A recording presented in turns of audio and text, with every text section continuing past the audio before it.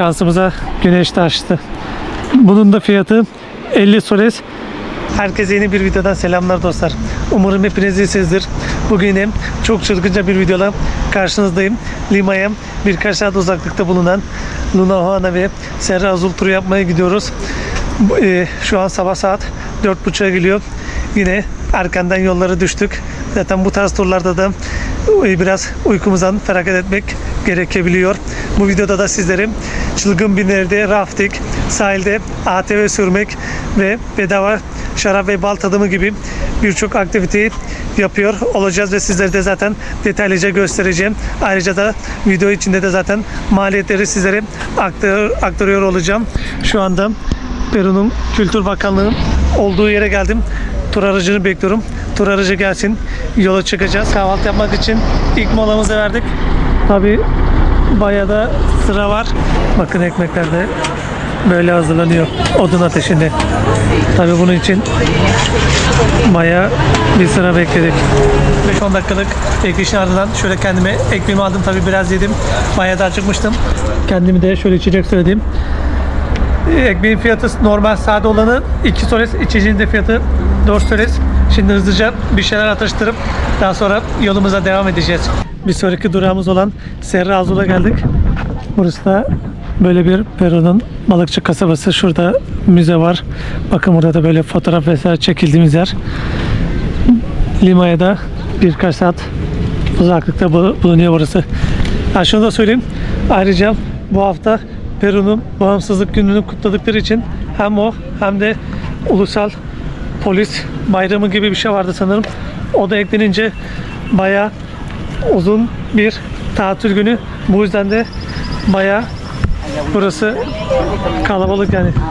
Bakın burada da sokak satıcıları var. Bayağı bir ürün vesaire satıyorlar. Şimdi şu aşağı doğru sahile gideceğiz. Daha sonra ATV'lerle sanırım sahilde tur yapacağız. Kanlar, yunus balıkları vesaire var. Tabi tam şu karşıda da denizin içine girdiler. Bakın şu karşıda burnunu çıkarıyorlar. Tabi burada da balık vesaire tutan insanlar da var. Pelikanlar bayağı da büyük yani. İlk defa yunus balıklarına denk geldim. Manzarası oldukça güzel fakat bayağı hava kapalı ve su da soğuk yani burası. Bakın burada da yine farklı kuşlar var. Bunlar Lima'da da mevcuttu. Sülündü galiba ismi, tam yanlış hatırlamıyorsam. ATV turuna çıkacağız. Tek kişi 30 soles, çift kişi binmek isterseniz fiyatı 35 soles. Bakın şöyle araçlarla şimdi tura çıkacağız. ATV turuna çıktık. Şimdi böyle tek sıra halinde gidiyoruz.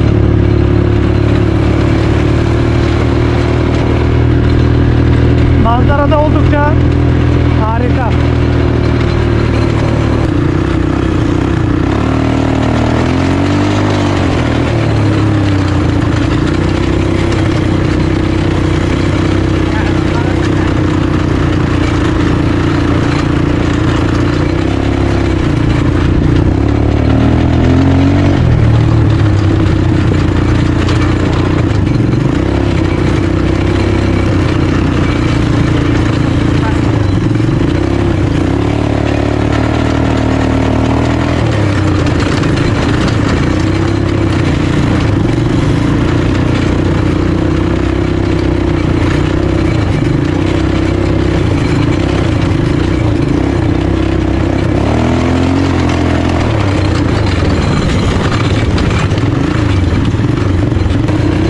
ıssız bir yere geldik. ATV'lerle tur yapıyoruz sahil kenarında. İncin top oynuyor. Fakat muazzam bir deneyimi var yani.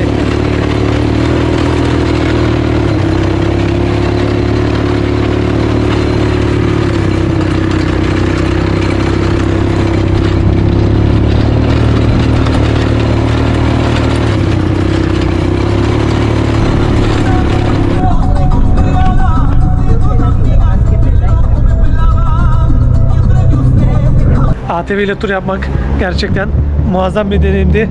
Bayağı hoşuma gitti. Şimdi Serra Azul'dan çıktık. Luna Juana'ya geldik. Daha doğrusu yaklaştık. Burada da mola verdik. Yani kanopi yapacaklar. Fakat ben yapmayacağım. Çünkü çok bir özelliği olmadığı için denemek istemedim. Buradan sonra dediğim gibi nehirde rafting yapmaya gideceğiz. Bakın size şöyle göstereyim etrafı. Yani iple karşıdan karşıya geçiliyor. O yüzden de pek denemek istemedim.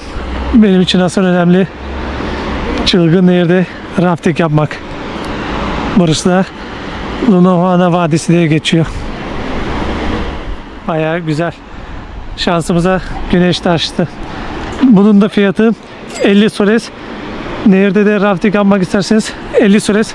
Fakat sanırım indirim vardı. 45 soles dedim. Tur fiyatı da dediğim gibi Peru'nun bağımsızlık günü olduğu için, yani tatil modu olduğu için Peru'da fiyatlar biraz sanırım yüksek. 69 soles ödedim. Belki tatil dışında daha da ucuza kiralayabilirsiniz. Kişi başı dediğim gibi 69 soles. Rafting'de motor, yani ATV sürmek vesaire, bunlar da fiyatları ayrı. Rafting yapacağımız yere doğru gidiyoruz. Tabii gideceğimiz yer biraz uzak olduğu için, tur aracı da büyük olduğu için değiştirmek zorunda kaldık. Burası da Luna Juana.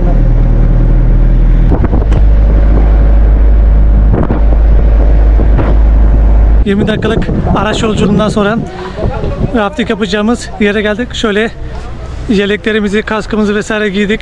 Şimdi nehirde dediğim gibi rafting yapacağız. Umarım her şey yolunda gider. Çünkü kamerayla çekim yapmak çok zor olacağını söylediler. Ceketin içine vesaire koyacağım. Umarım bir zarar da gelmez. Geldiğimiz yerde burası. Gerçekten muazzam bir yer. Şunu da söyleyeyim. İsterseniz Luna Juana'ya tek başınıza da gelebilirsiniz. Fakat tek gelirseniz biraz zahmetli ve yorucu olabilir sizin için. En iyisi turlarla gelmek. Hem daha az yorucu oluyor, hem de daha organizeli. Bota bindik. Şöyle de göstereyim. Botun rengi de pembe. Aynı Barbie gibi. Suyun rengi bayağı muazzam.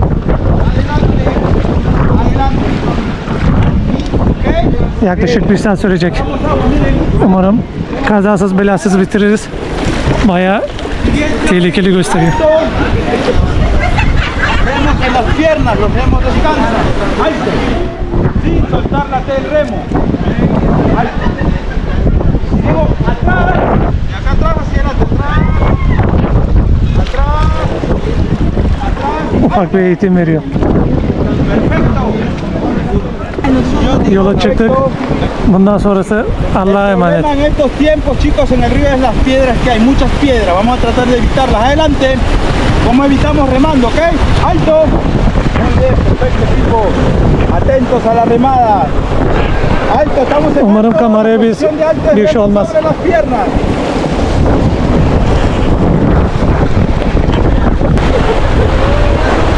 Vamos a ver si le quieren refrescar.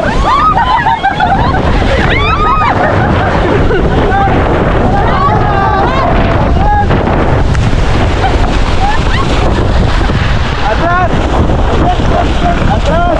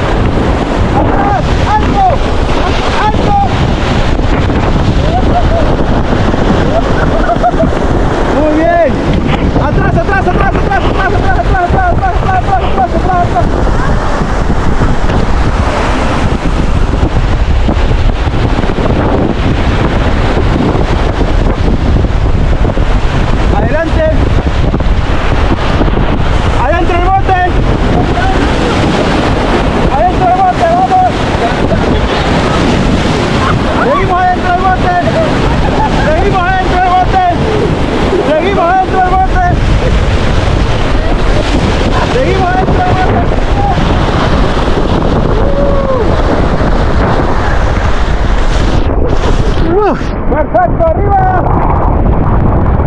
Muy bien, muy bien, muy bien. Adelante ahora, vamos, juntos. Arriba. Adelante, ahora, adelante, adelante. Adelante. Adelante. Alto.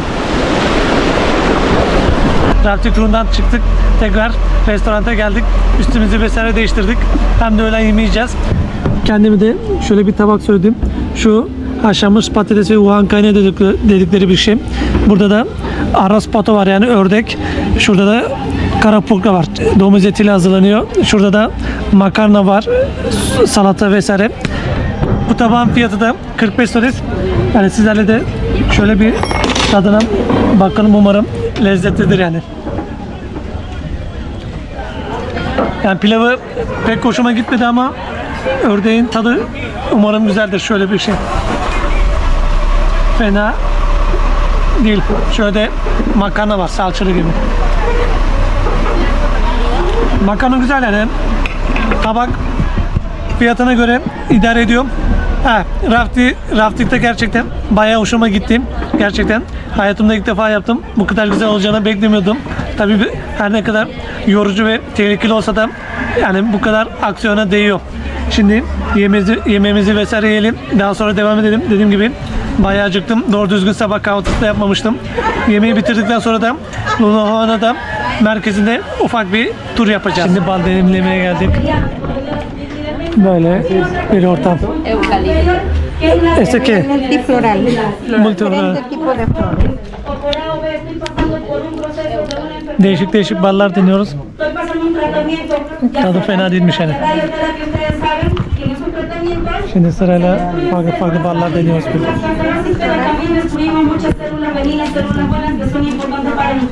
Eucalipto. Eukalipto. Eucalipto. Eukalipto dedikleri galiba okaliptos mu, öyle bir şey. Şöyle bir bal deneyeceğiz. Eucalipto por aquí. Wow. Bunun tadı bayağı iyiymiş. Bildiğiniz naneli bal. Tabi bu bölgede de bayağı bir bal yetiştiriciliği var. Ücretsiz şarap tadımına geldik. Tabii ben alkol içmediğim için sadece size göstereceğim. Yani çeşit çeşit meyveli alkoller, likorlar, şaraplar vesaire bulunuyor. Yine ilerleyen dakikalarda size de gösteririm.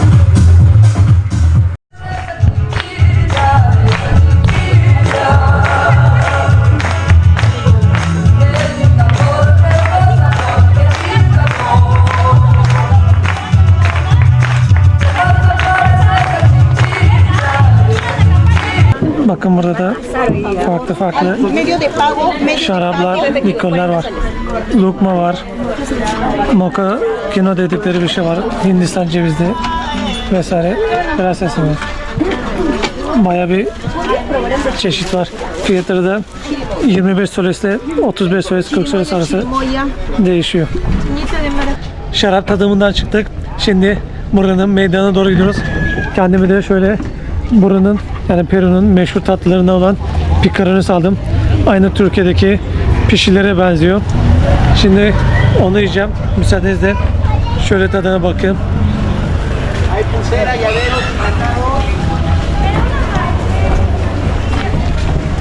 Gerçekten tadı muazzam yani. Bazıları yapamıyor daha doğrusu. Ama bunun tadı bayağı güzelmiş. Tekrardan müsaadenizle tadına bakalım. Bayağı hoşuma gitti. Bakın etrafta da yine böyle kanepe, ATV vesaire yapabileceğiz birçok dükkanlar bulunuyor. Yine hosteller, oteller vesaire de var burada.